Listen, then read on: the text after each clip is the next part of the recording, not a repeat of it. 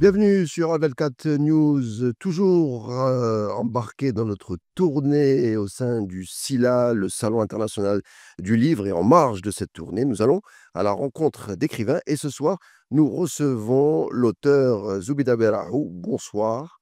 Bonsoir, merci pour l'invitation C'est un et plaisir. je salue les téléspectateurs Ça qui fait, long- qui nous regardent. Ça fait longtemps qu'on voulait vous recevoir. Vous venez nous présenter un livre, L'invention d'un jeu d'échecs à Mascara.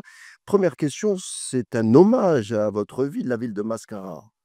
Oui, exactement, un hommage, et aussi un défi parce que en fait, en tant qu'écrivaine, donc ça, c'est mon second roman, dès le départ, je savais qu'un écrivain, un bon écrivain, c'est celui qui arrive à parler de son village ou de sa ville ou de son fief.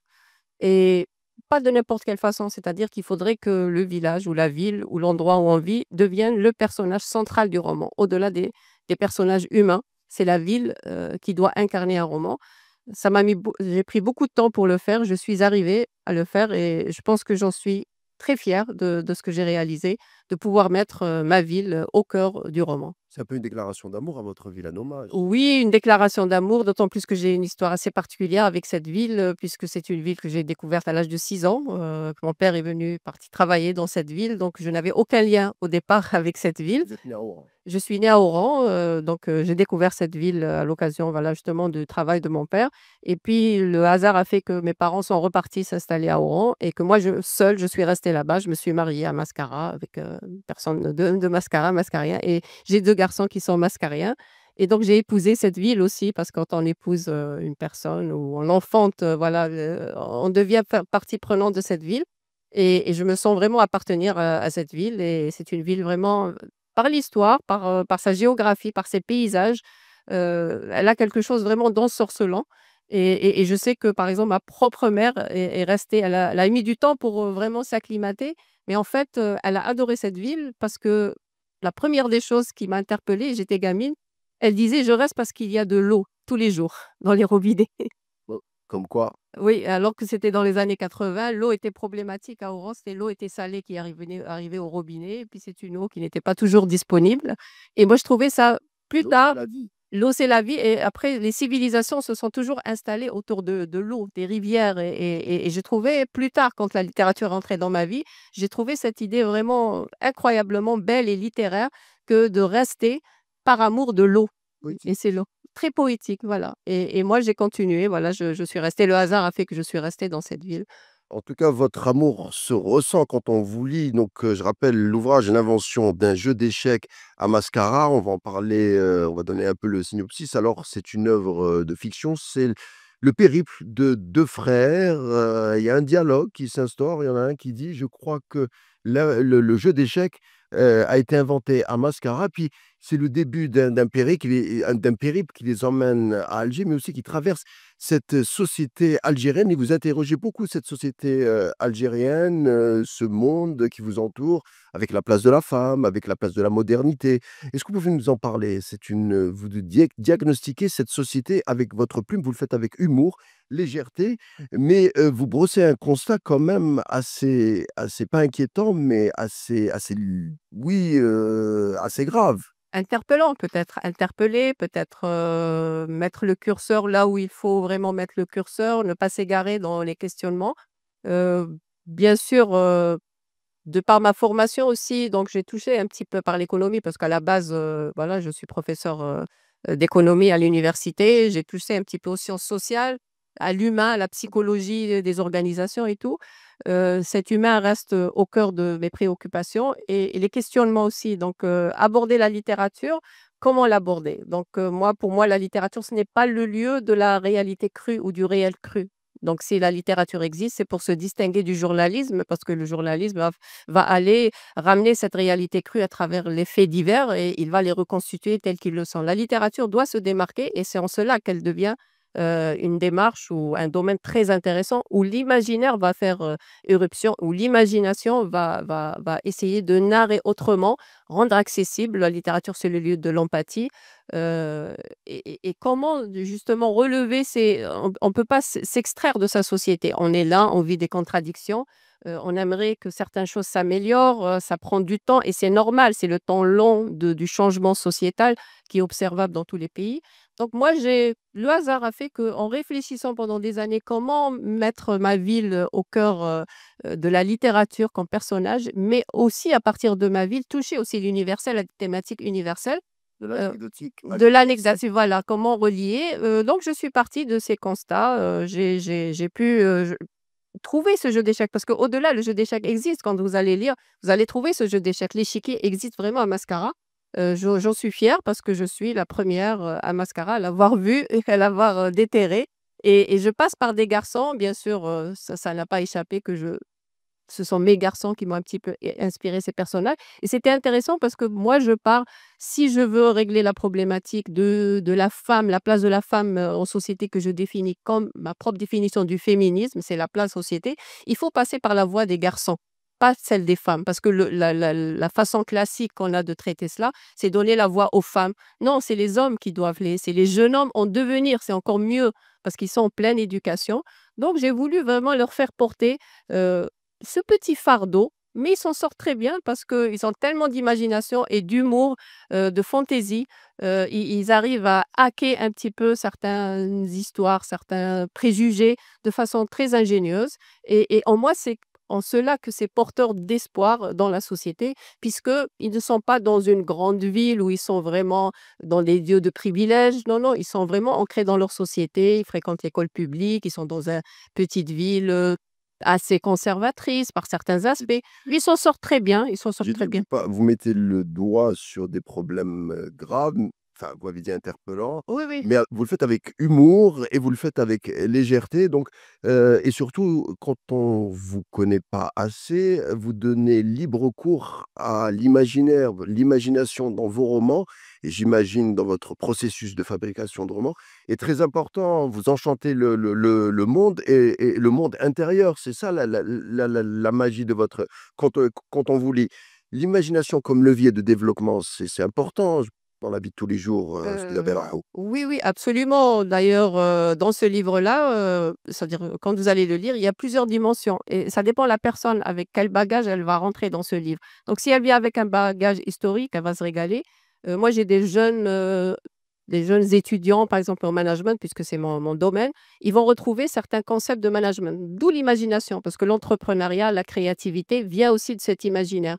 C'est-à-dire que quand un jeune est capable d'imaginer des choses qui n'existent pas forcément dans son horizon, quand il arrive à se connecter à des choses qui n'existent pas, bah, c'est une façon aussi d'inventer le monde de demain. C'est-à-dire qu'il ne reste pas limité dans ce que juste l'environnement, la matière brute que lui donne. Il arrive à extraire à partir de cette matière brute quelque chose de connexion avec et l'universel. on sent que c'est vous parlez un peu de vous, c'est-à-dire par le passé, on rentre pas dans les détails, mais l'imagination, ou l'imaginaire ou investir l'imaginaire vous a aussi permis peut-être de vous extraire d'environnements un peu, étroits, exigus, peu importe Oh. le mot. Oui, oui, bien sûr, ben, Donner une formule pour être optimiste. absolument, moi je suis, foncièrement optimiste et désespérément optimiste pour certains, parce que parfois même mon optimisme peut désespérer certains, mais j'arrive toujours à voir la moitié, remplie du verre que la moitié vide, oui, bien sûr, le parcours vient c'est-à-dire que la matière brute, c'est l'imagination. C'est-à-dire à partir de cette imagination, j'ai pu vraiment me construire, aller vers, en fait, l'imagination, c'est aussi la connexion au savoir.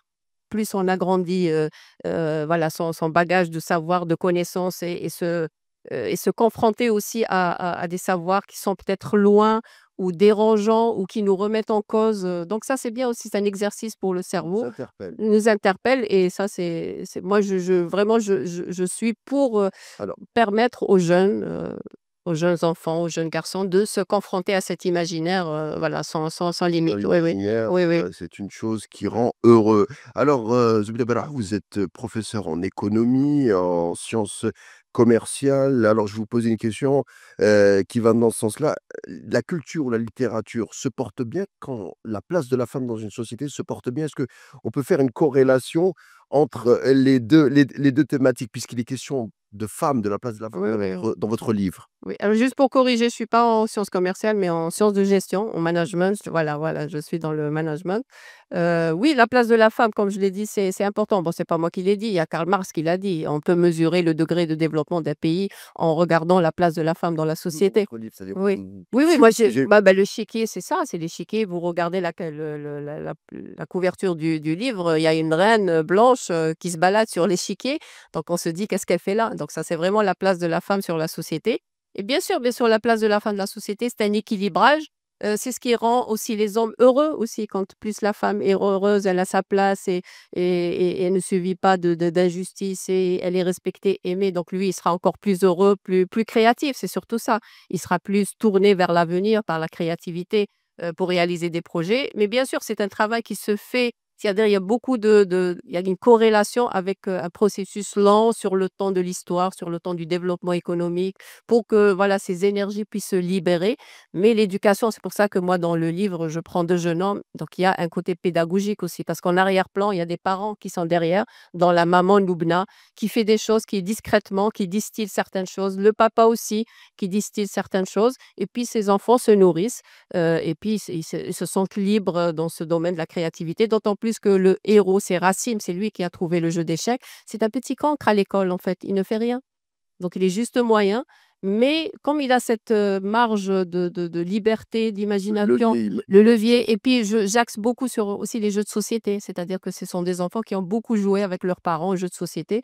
Donc ça a développé où ils regardaient ensemble des séries, où ils lisaient des livres ensemble, quand ils étaient petits. y a un enrichissement du lien social, ça permet aussi de guérir, en tout cas d'équilibrer au niveau de la psyché. Oui, oui, absolument, absolument. Donc ça, c'est très important. Il y a un côté pédagogique, il y a un côté, éducatif aussi. Voilà, donc lâcher un petit peu la bride et puis laisser les enfants et puis je situe ces enfants vraiment au 21e siècle. Donc ce sont des enfants, des smartphones, de la technologie, des jeux vidéo.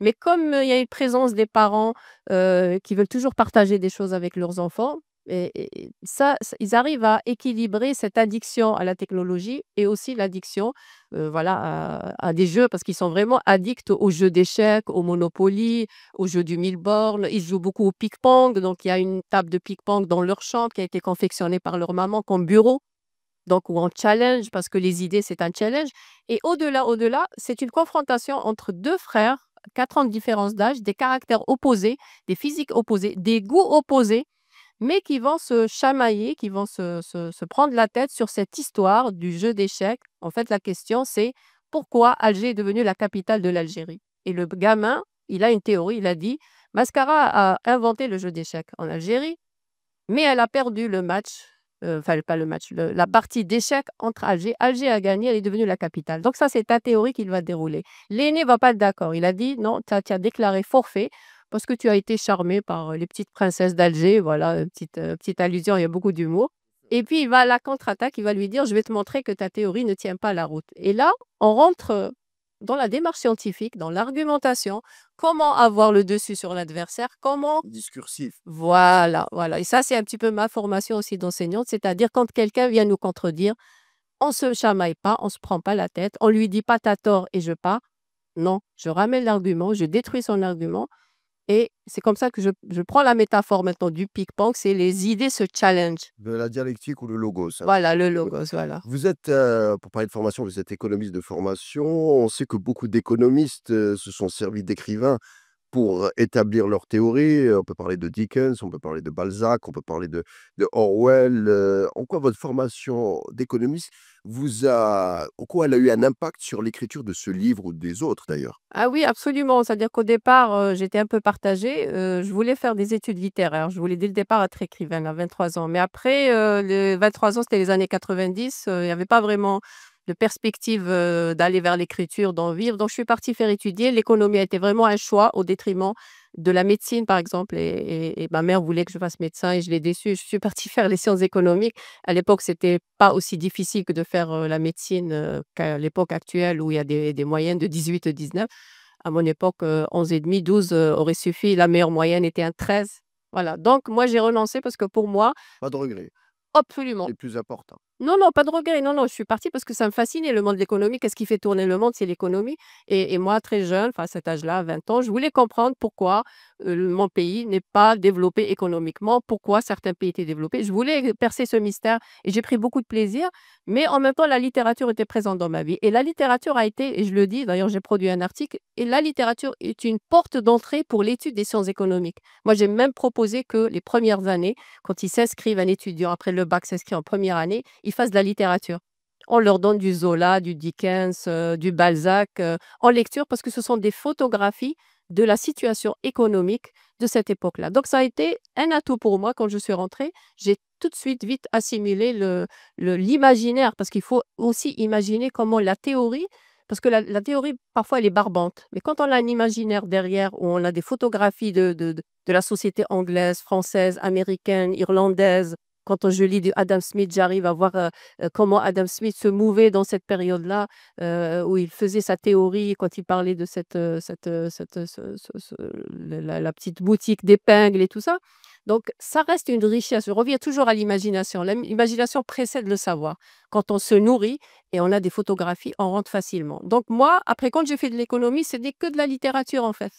Donc j'ai trouvé, vraiment extraordinaire. D'ailleurs, une des premières définitions de l'économie que beaucoup ignorent, l'économique, c'est l'agencement d'une œuvre littéraire. Donc c'est magnifique parce qu'il y a un lien entre la littérature et l'économie. Voilà et c'est que de la littérature et parfois la littérature économique peut paraître barbante, mais si on a derrière la littérature, réelle, écrite, classique, des grands écrivains et ben, on va vraiment prendre, un plaisir fou à étudier ces théories. Alors, Zoubida, Berahou, quand on vous entend, quand on vous lit un tout petit peu, heu, on sent que vous mettez beaucoup les racines, l'enracinement plutôt dans votre processus de fabrication, d'imagination, d'écriture. On sent c'est Mascara, c'est Alger, c'est la société, contemporaine, c'est l'histoire de l'Algérie. Est-ce que les racines sont importantes, pour l'équilibre, pour un écrivain? À une époque où certains écrivains disent que les racines, finalement, il faut s'en défaire et que c'est pas très important. Au contraire, d'autres Mmh. attaquent les racines. Vous, quel est votre avis sur l'importance des racines pour l'équilibre d'un écrivain? Oui, il faut dépassionner déjà cette question-là. Les racines, ça ne veut absolument rien dire. La grande preuve, c'est que moi, j'ai fait une déclaration d'amour à une ville où je suis pas née, où je n'ai pas vraiment d'attache familiale, hein. C'est-à-dire que moi, mais C'est ma pas fr très loin, Mascara, oui, oui, oh ouais. oui, oui, mais j'ai pas, c'est-à-dire que moi, je montre que j'ai déclaré, c'est-à-dire ce n'est pas par fierté d'appartenir, c'est pas parce que j'ai un grand-père ou j'ai, voilà, toute une non, non, c'est pas vrai. C'est-à-dire que moi, je me suis enracinée. En fait, c'est moi la racine. C'est moi. Donc c'est à partir de moi peut-être qu'il va y avoir une généalogie, à Mascara à travers mes enfants. Donc ça, c'est vraiment, le premier roman s'est intéressé à Oran, là où je suis née, dans un immeuble où j'ai grandi. Là, le troisième, comme vous venez de le voir, c'est je suis partie en Auvergne, en France. Donc là, je suis partie m'intéresser, à un chanteur, qui a une œuvre assez importante, qui a impacté ma vie. Donc là, je me suis déplacée ailleurs. Je suis partie ça, c'est toujours aussi l'imaginaire qui permet de partir. Donc moi, je ne fais pas partie vraiment des auteurs ou des autrices, qui donnent énormément d'importance. Il faut dépassionner, il faut régler ce problème-là. On appartient, à un pays, on appartient à toutes les régions d'Algérie. Moi, c'est ce que je prône. On appartient il faut se connecter à toutes les régions, Je à parlais de notre la pays. terre, hein, pas forcément d'une région. Quand je dis l'enracinement, c'est une Oui, racine oui. Alors on s'enracine peut-être dans le lieu où on vit, sa maison.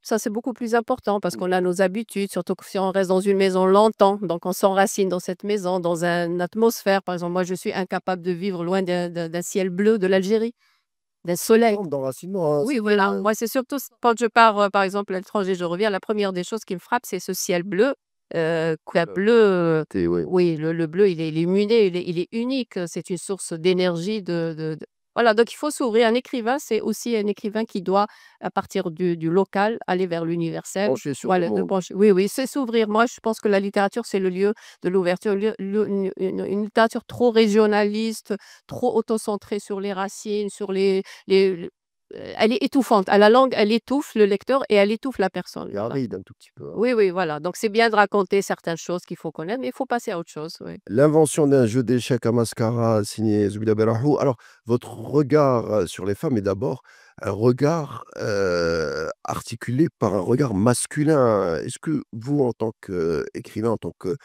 auteur avec un E. Est-ce que, vous avez souffert, des préjugés des hommes, quand on a vu quand vous veniez sur la place littéraire en tant qu'écrivain? Est-ce que vous souffrez encore des préjugés des hommes en tant que professeur d'économie également? Oui, enfin, ça dépend le regard. Déjà, moi, je suis dans un domaine, l'économie qui est très masculin, hein, donc la jante masculine y est omniprésente. Pa de par mon parcours aussi, moi, Mascara, donc j'ai fait toutes mes preuves. On est un groupe de pionniers parce que la faculté, elle est née que récemment. Il y avait un institut dans les années 90, donc je faisais partie des pionniers et j'ai beaucoup de collègues, qui sont pratiquement que des hommes, hein, donc j'étais peut-être la seule femme parmi le premier groupe qui s'est formé. On a soutenu notre doctorat, puis on a rejoint le staff, on était un peu le staff dirigeant. Souffert non, j'ai gagné ma place, j'ai gagné le respect.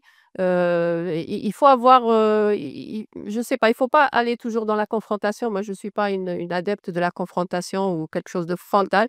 Il faut être plus malin, plus intelligent, Et en plus tant qu'auteur, oui, oui, oui. en tant qu'auteur, est-ce que vous avez des remarques, type, heu, comment toi tu arrives à écrire, enfin, des préjugés que Non, les préjugés de ma société, je les connais, je le connais, je les ai bien étudiés, je connais leurs limites, je sais les choses dérangeantes, mais j'essaie de les comprendre parce que moi, je suis une écrivaine qui comprend. De donc par ma nature, j'aime comprendre. Scientifiquement, historiquement, sociologiquement, j'essaie de toujours de reconstituer, de trouver des circonstances atténuantes pour avancer, sinon on n'avance pas. Donc moi, sur ce sujet-là, je sais qu'il y a des discriminations, je sais que parfois ça se joue, entre hommes dans un café, voilà, parfois les femmes, nous, on est exclues. J'ai une petite expérience où j'ai été, présidente du conseil scientifique. J'étais la seule femme et j'étais à Mascara et il y avait 21 membres, que des hommes. J'étais la seule femme. Ça s'est très, très bien passé. Mais je sais que parfois, certaines décisions ou parfois même pour voter ou pour élire, ça se joue dans les cafés, des lieux qui me sont interdits. Voilà, sur cela, on sent que parfois on n'a pas de poids sur certaines décisions, voilà, on peut pas vraiment mais petit à petit, bon, ça change, voilà, ça dépend. patient, faut être armé de patience pour Faut être période il faut suivre le changement parce que moi je dis que nous sommes dans une dynamique de changement. Il faut l'accompagner, il faut l'observer, la bousculer de temps en temps. Bien sûr, il faut bousculer les choses, et moi je reviens toujours à la maman et à l'éducation. C'est-à-dire si on veut que les choses changent, ce sont les mamans qui ont un rôle très important dans l'éducation des garçons et des filles et certaines choses, certains préjugés à enlever, certaines, recommandations à faire, certains aspects positifs à diffuser. Voilà, il faut d'autant plus que maintenant nous avons des mamans qui sont éduquées. C'est ça la différence. Des mamans qui sont éduquées, qui sont au courant de certaines choses. Elles doivent changer les mécanismes. Elles ne doivent pas reproduire ces mécanismes d'éducation qui font qu'il y aura des injustices où il y aura ce garçon roi et cette fille, toujours, voilà, soumise ou un peu, voilà. alors on est au salon du livre avec Zoubida Berahou. Zoubida Berahou, profitons en vous posant cette question. Conseillez-nous 3 livres ou 3 auteurs qu'il faudrait, selon vous, avoir lus? Alors 3 livres, difficiles, mais je vais essayer. Bon, moi, mon œuvre, elle est nourrie, d'un écrivain phare qui m'a toujours fascinée, c'est Lewis Carroll, Alice au pays des merveilles. Donc je trouve, son érudition utilisée à escient, donc d'une façon très loufoque, très fantaisiste, où à l'intérieur il y a des messages, pour l'humanité, pour l'éducation, c'est très psychologique. Donc moi je trouve, cet auteur à lire à l'âge adulte, parce qu'on a toujours tendance que Alice au pays des merveilles, c'est Disney, non, non, il faut lire ce livre-là. Moi je l'ai vraiment apprécié à l'âge adulte. J'ai dû le lire 3 fois. D'accord, Ah oui, Alice au pays des merveilles et de l'autre côté du miroir. Si vous allez lire de l'autre côté du miroir, vous allez voir que ce qui se passe actuellement, il est dans ce livre-là. d'accord. Voilà, donc les choses inversées, c'est-à-dire les choses auxquelles on croyait, tout le monde s'inverse. Ça, c'est un livre qu'il faudrait lire. Je reviens aussi, à John Stuart Mill. Ça, c'est un auteur, très contemporain qu'il faut lire en Algérie parce que lui, il est thématique. C'est le premier auteur homme, heu, dans le monde occidental qui était ouvertement féministe, à une époque où le féminisme n'existait pas dans ces sociétés-là. Il a été influencé par sa femme et par sa fille. Donc ces ouvrages, de la liberté, de l'assujettissement des femmes, ça nous parle à notre société, c'est vraiment très actuel. Ça, c'est le deuxième livre aussi comme essai à lire, donc la littérature, c'est Lewis Carroll et récemment, j'ai découvert aussi, un auteur, américain, heu, c'est, Frederick Brown. Donc c'est un petit peu, de la science-fiction, de la fantaisie. Lui aussi se nourrit de Lewis Carroll, donc j'ai retrouvé mon univers. Là, il nous emmène vraiment dans des histoires, dans des enquêtes, dans des choses vraiment extraordinaires, mais Labyrinthique, oui. oui, oui, mais vraiment d'une une narration, une richesse, une imagination foisonnante à profusion et on apprend énormément de choses. Ça, c'est mes ça construit, c'est-à-dire ça dépend. Concurrent, oui. C'est structurant, on apprécie parce que la littérature, si on veut vraiment rentrer dans le monde, il faut lire de bons livres. Il faut commencer avec de bons livres. C'est comme la nourriture, voilà, Bonne nourriture. quand on goûte vraiment un mets bien fait, tout ça bien Ça présenté, affine le palais. voilà, et on devient exigeant après. On n'avale pas parce que les livres, ce n'est pas que pour se distraire. Les livres, ce sont des idées qui vont rentrer dans notre tête, ce sont des mots qui vont rentrer et qui vont structurer notre cerveau. Donc autant prendre la qualité dès le départ et pour aller, voilà, vers d'autres découvertes. Mais je suis sûre qu'il y a d'autres écrivains qui sont très intéressants. Voilà un Voilà. conseil signé Zoubida Belahouk que nous avons reçu aujourd'hui avec beaucoup de plaisir, auteur d'un livre, l'invention d'un jeu d'échecs à mascara que vous procurer ici au salon du SILA. Merci Zoubida Belahouk d'avoir C'est été moi des qui nôtres. vous Merci remercie. pour cet échange et je vous Merci. dis à bientôt. À bientôt. Merci de nous avoir suivis et à bientôt pour d'autres entretiens sur Al 24 News.